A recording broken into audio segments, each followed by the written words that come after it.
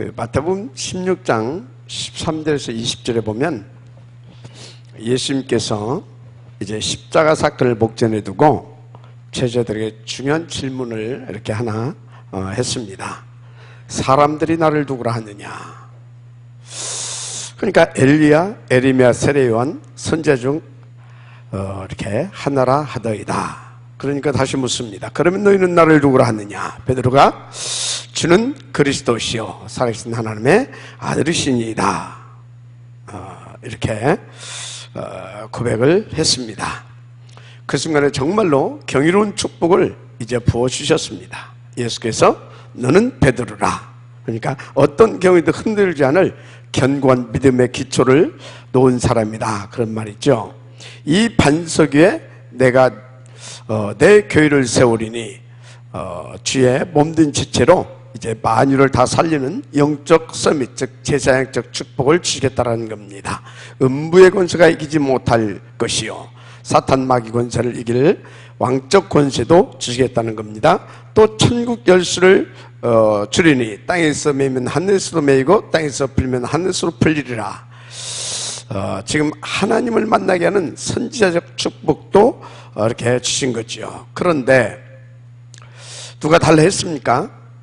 저는 이 메시지를 통해 이렇게 깨달았어요. 누구든지 예수가 그리스도라는 복음만 정확하게 깨달으면 끝나는 것이다.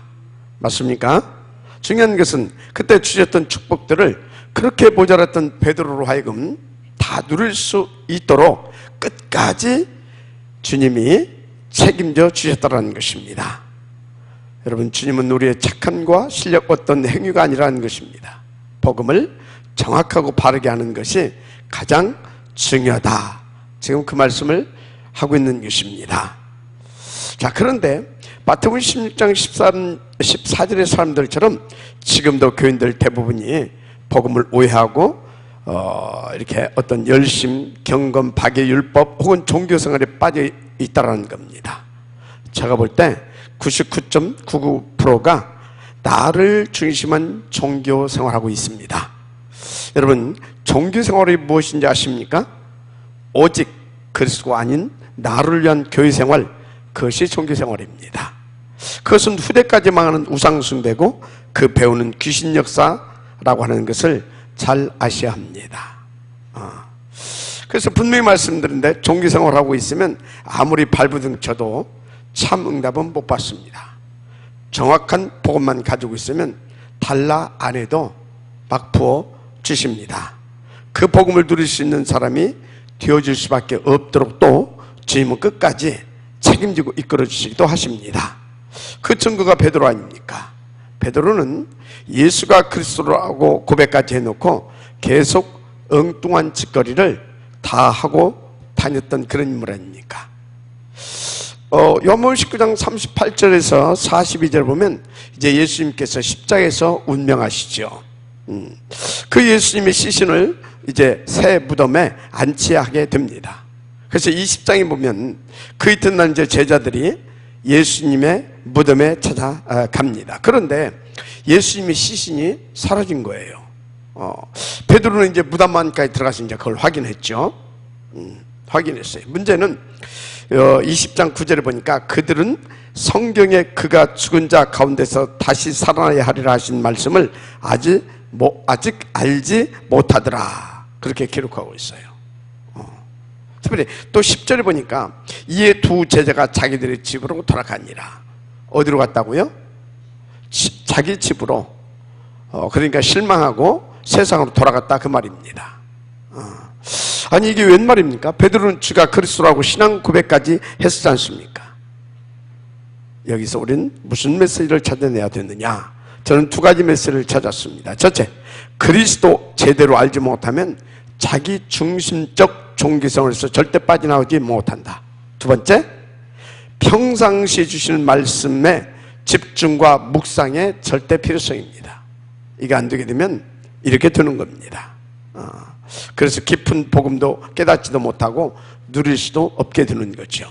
하여튼 그런 모자란 제자들을 예수님께서 부활하신 후 감람원으로 불러서 40일간 하나님의 나라의 일을 이렇게 집중 말씀 주셨습니다. 그런데 하나님 나라의 일이 무엇입니까?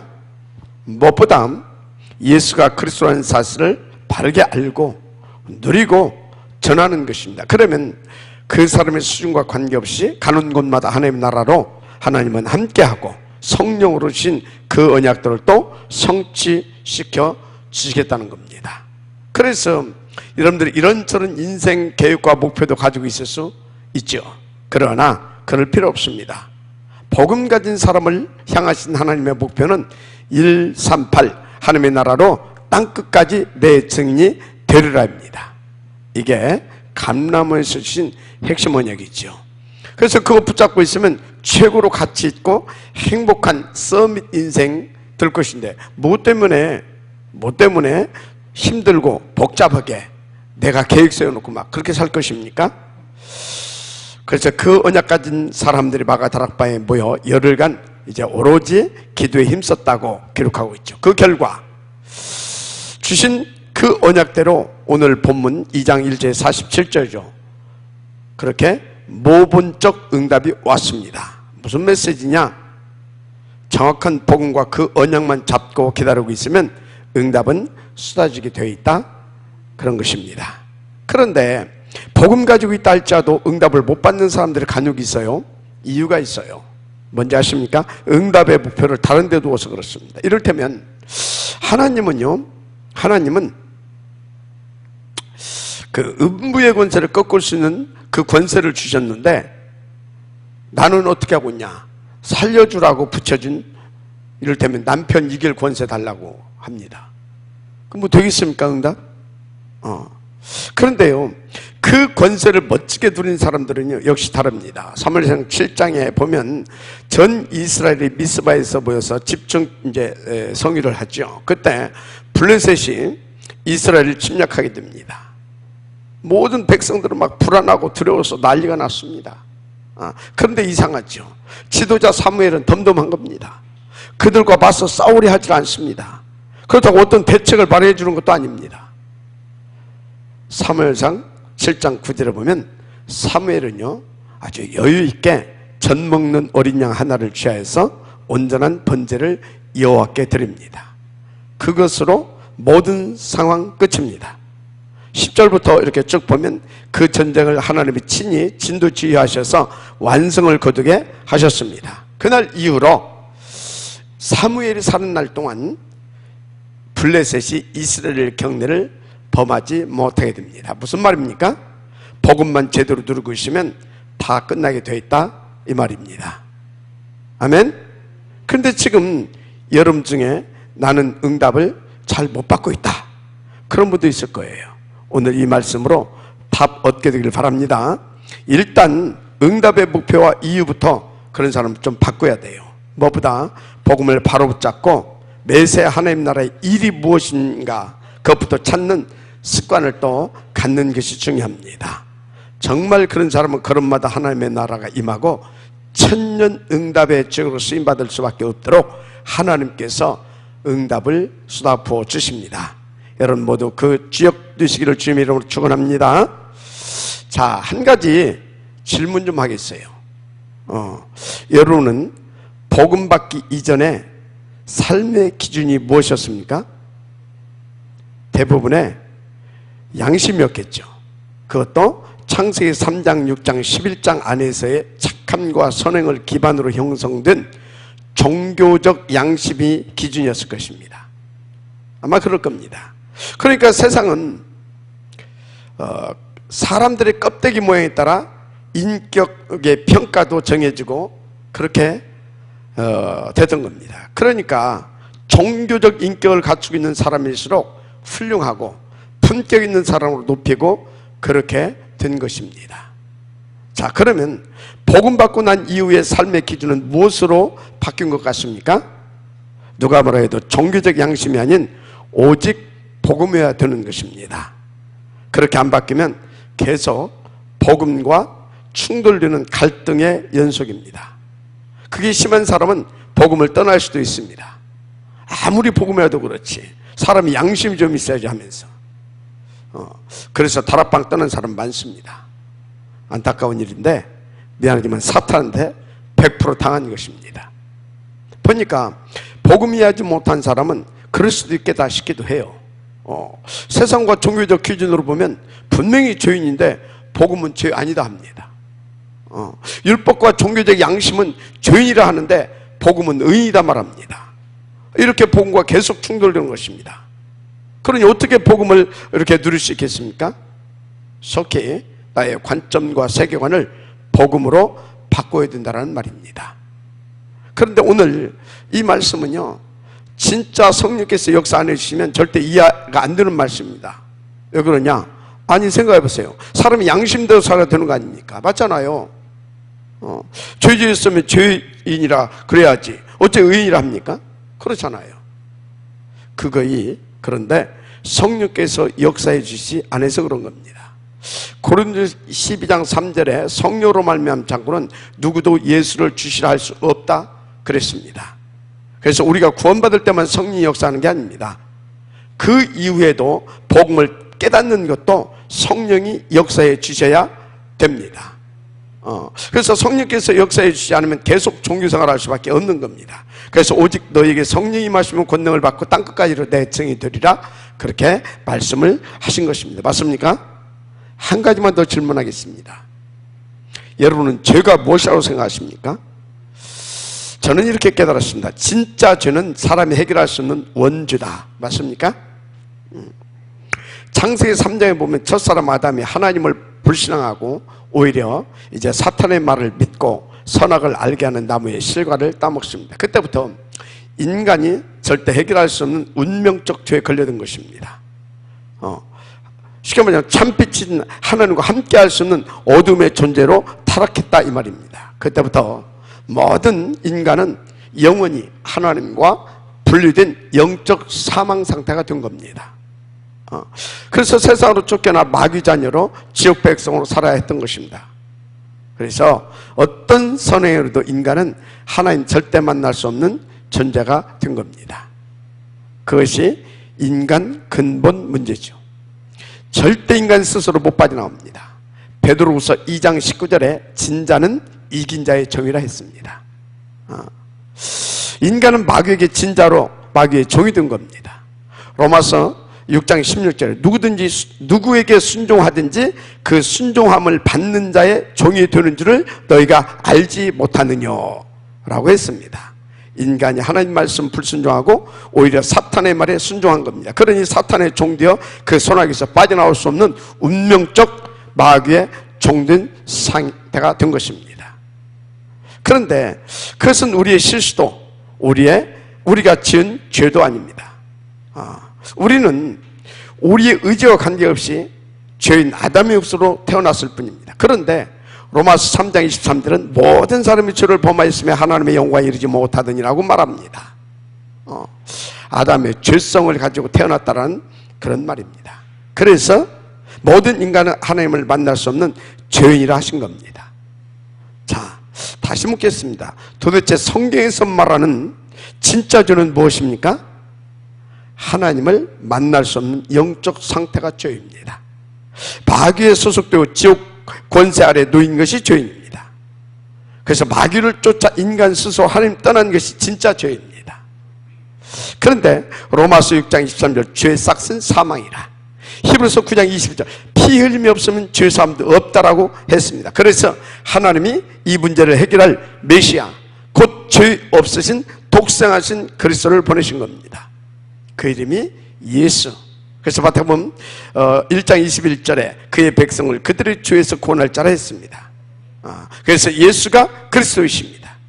그 예수께서 인간 스스로 해결할 수 없는 진짜 죄, 곧 원죄를 십자가에서 친히 담당하시고 완전하게 영원히 끝냈습니다. 그래서 요한복음 19장 30절 다 이뤘다 그러잖아요. 그래서 바울은요, 에베소 1장 7절에 우리는 그리스도 안에서 그의 은혜의 풍성함을 따라 그의 피로 말미암아 속량 곧 죄사함을 받았느니라. 또 히브리서 10장 10절을 통해서 그리스도의 몸을 단번에 들으심으로 말미암아 우리가 거룩함을 얻었노라, 그렇게 말했습니다. 자, 그러면 여러분은 예수가 그리스도이심을 진짜 믿습니까? 그렇다면 여러분은 그의 그 죄와 사탄, 지옥 문제 영원히 해결됐습니다. 그래서 하나님도 예수가 그리스도라 믿는 여러분을 죄 없다, 모든 문제 끝났다, 그렇게 선언해 주셨습니다. 로마서 8장 1절 2절 그러므로 이제 그리스도 예수 안에 있는 자에게는 결코 정죄함이 없나니 이는 그리스도 예수 안에 있는 생명의 성령의 법이 죄와 사망의 법에서 너를 해방하였음이니라. 아멘. 그래서 로마서 5장 1절에 의인이라 또 칭해 주셨습니다. 이것을 교회 회복이라 합니다. 이 믿음을 어떤 경우에도 흔들지 않을 만큼 여러분들은 개인화시켜야 될 것입니다. 그런데 그 비밀이 뭐냐? 일심 전심 지속으로 오직 그리스도만 붙잡은 날마다입니다. 날마다 이게 되어지면 끝납니다. 자, 무엇보다 성경은 무엇을 말씀하고 있는지를 바르게 또 아셔야 합니다. 성경 66권을 살펴보면 우리를 회복시켜 주시겠다라고 하는 하나님의 언약이고, 그리고 완전 복음입니다. 그리고 언약 성취서이죠. 그 중에 구약은 뭡니까? 교회를 회복시킬 완전 복음이신 그리스도에 대한 예언과 언약서입니다. 신약 사복음서는 그 언약 따르신 예수님의 3년 6개월의 공생의 기록이죠. 주 내용이 예수가 그리스도라는 복음 각인입니다. 특별히 엇나가버린 바리새 교회와 무너져 있는 현장 교회를 회복시키는 내용이죠. 그래서 그 시스템과 제재를 찾고 세우고 파송하고 재생산시키는 모본으로 그 텍스트북입니다. 그러면 사도행전은 뭐냐? 주의 사도들과 중직자들이 보혜사 성령의 인도와 역사로 그 복음과 하나님 나라를 누리고 실현시킨 증인 문서입니다.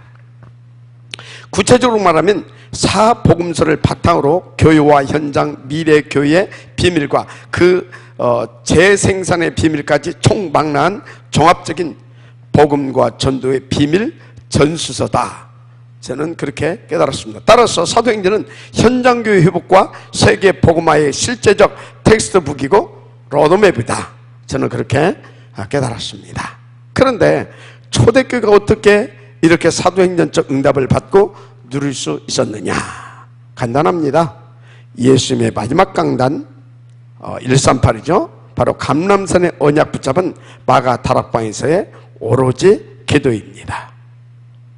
그런데 그 약속대로 2장 1절 4절에 보니까 이미 오순절날 이름에 다 같이 한 곳에 모였더니 급하고 강한 바람 같은 불 같은 성령이 각자에게 임한 것이죠.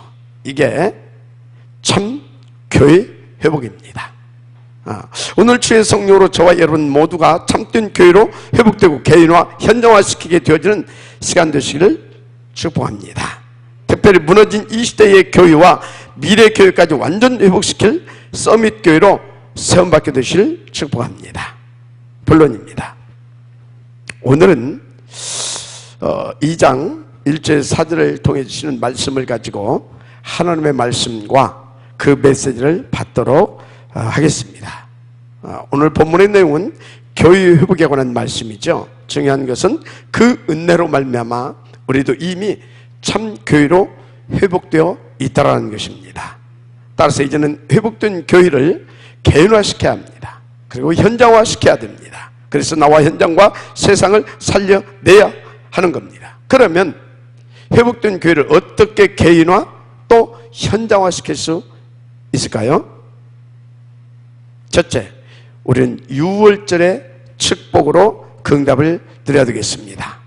사도행전 2장 1절 4절에 보니까 오순절날이 이미 이름에 그들이 다 같이 한 곳에 모였더니 호련히 하늘로부터 급하고 강한 바람 같은 소리가 있어 그들의 완전 온 집에 가득하며 마치 불의 혀처럼 갈라지는 것들이 그들에게 보여 각 사람 위에 하나씩 임하여 있더니, 이런 말씀이 나오죠. 그런데 이게 무슨 말씀인가를 여러분들이 알아야 돼요. 한마디로 새 절기의 축복을 개인화시키라 이 말입니다. 회복된 교회 곧 나를 개인화시키라 이 말입니다. 믿으면 아멘 하시기 바랍니다. 근데 알아야 할 것이 6월절날 양 잡아서 자기 집 인방에 그 피 발랐을 때 400여 년 애굽 노예 생활에서 빠져나왔다는 사실을 아셔야 됩니다. 무슨 말입니까? 오직 그리스도로만 되어진다는 것입니다.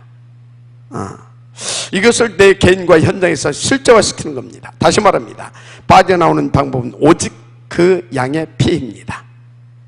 그 피 바르는 날 애굽의 파라오 대왕이 항복했죠.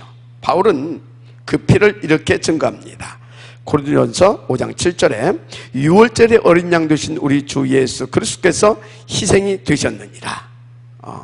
유월절 실체 되신 그리스도 붙잡는 순간 여러분 인생의 과거, 현재, 미래까지 싹 다 하나님이 책임져 주십니다. 이것을 내게 실제화시키라 이 말입니다. 그러니까 홍해 갈라지는 기적, 그런 것들이 그리스도가 아니라 오직 예수가 그 유일성 되신 그리스도입니다. 내 문제 해결돼서 하나님 만날 수 있는 것이 아니라 예수님만 유일하게 하나님 만나는 그리스도이십니다. 아멘.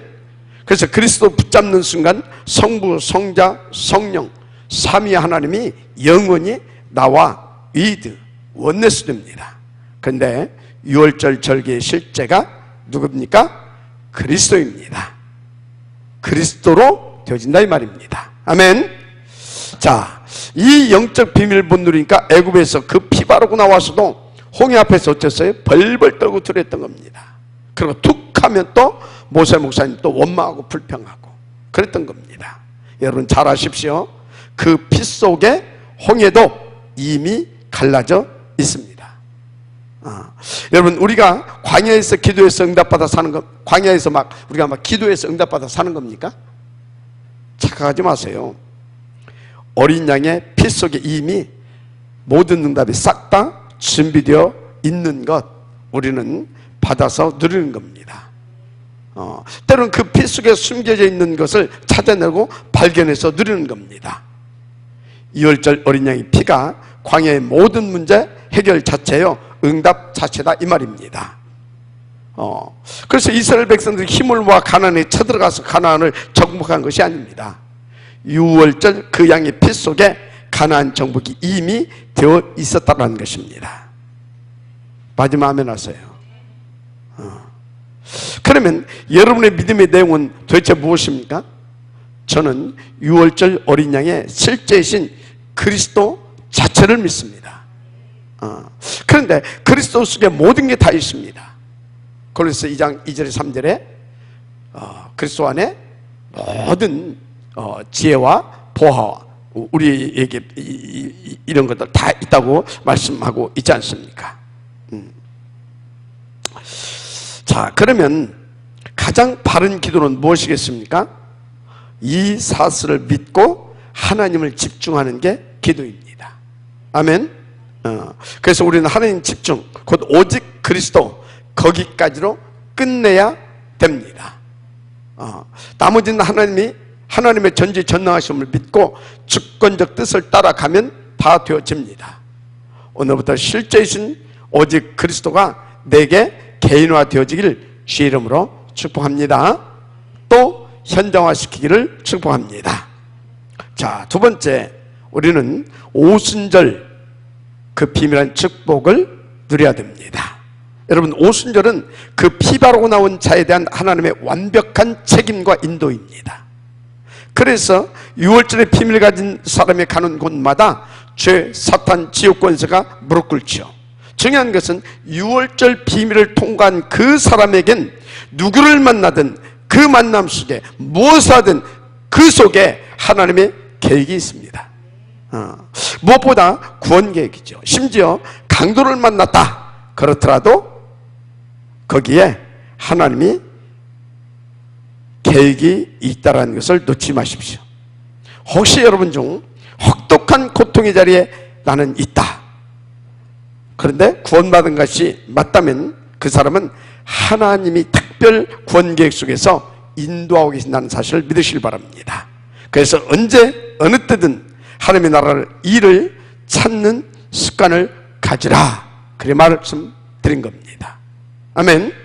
자, 그런데 여러분들은 어떤 확신을 가지고 인도받아야 하느냐?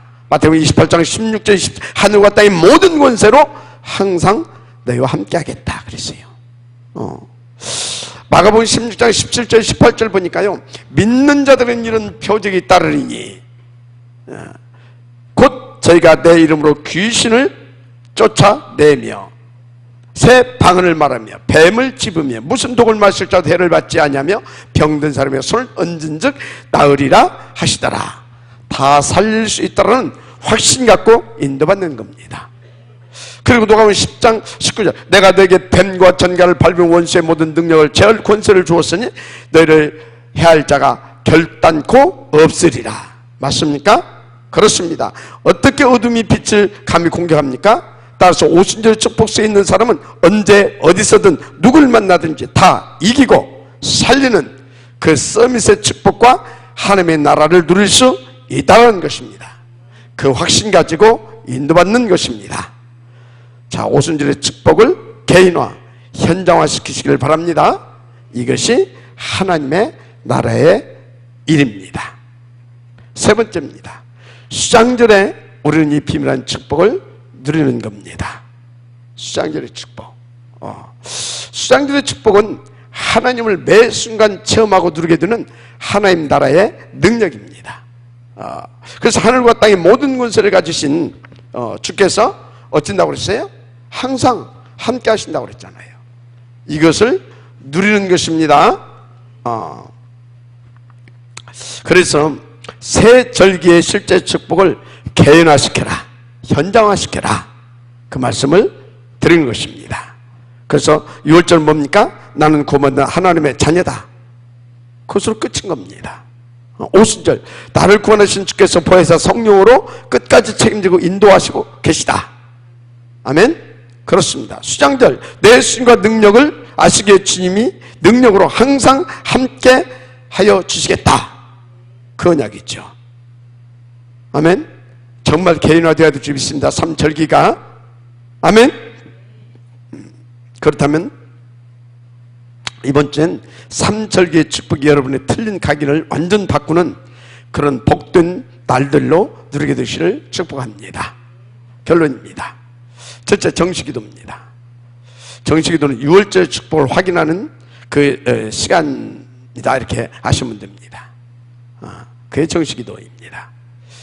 두 번째, 모든 일과 사건 속에서 하나님의 나라의 일을 습관적으로 찾는 여러분들은 그런 삶이 되시길 바랍니다.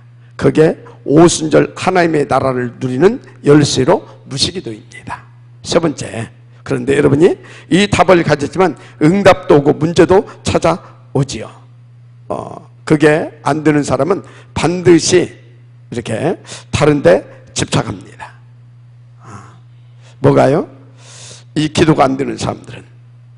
그래서 사람은 무언가에 집중 아니면 집착하게 되어 있습니다. 특별히 여러분은 문제하고 응답 왔을 때 교회의 축복에 더 집중하시기 바랍니다. 그것이 모든 응답과 축복 회복시키는 비밀입니다.